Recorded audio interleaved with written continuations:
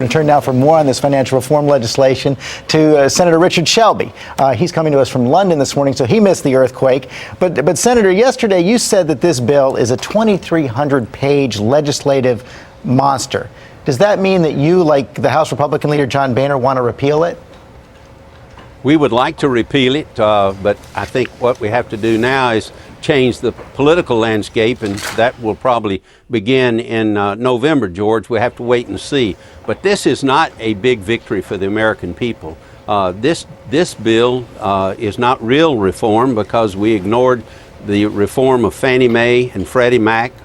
We did not do very much, if anything, to speak of dealing with the rating agencies. We have empowered a lot of the regulatory bodies that failed us before, and the question is, what have they learned? And it's not going to create jobs, which we desperately need. It's going to cost jobs. It's going to hurt the economy, not help. Senator, you say it's going to hurt the economy. President Obama said yesterday, unless your business depends on cutting corners or bilking customers, you have nothing to fear. Specifically, how will this hurt businesses who are playing by the rules?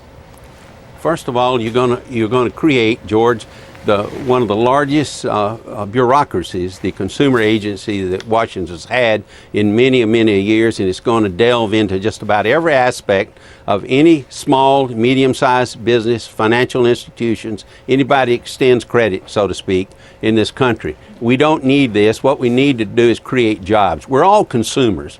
And we like to make sure that the consumer has some protection, but we basically protect ourselves.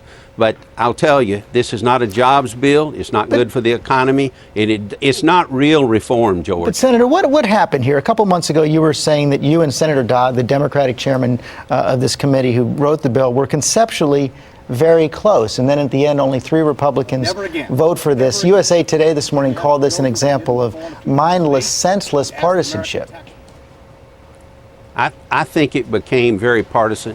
Senator Dodd and I worked for a year and a half looking conceptually toward a bipartisan bill where we would hopefully pick up 80, 85 senators, which was a great bipartisan show.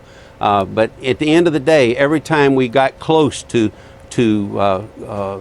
crystallizing some of our concepts, I believe that the administration got involved and the Treasury got involved and said no. So we wound up with a partisan bill, a bill that Senator, I do not believe is real reform, and it's not going to be good for the economy. We only have a few seconds left. What is the single most important thing voters will get from Republicans if you take back control of Congress come November?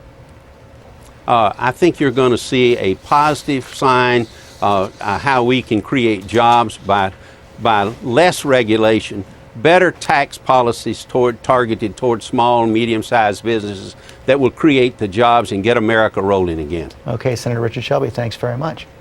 Thank you, George.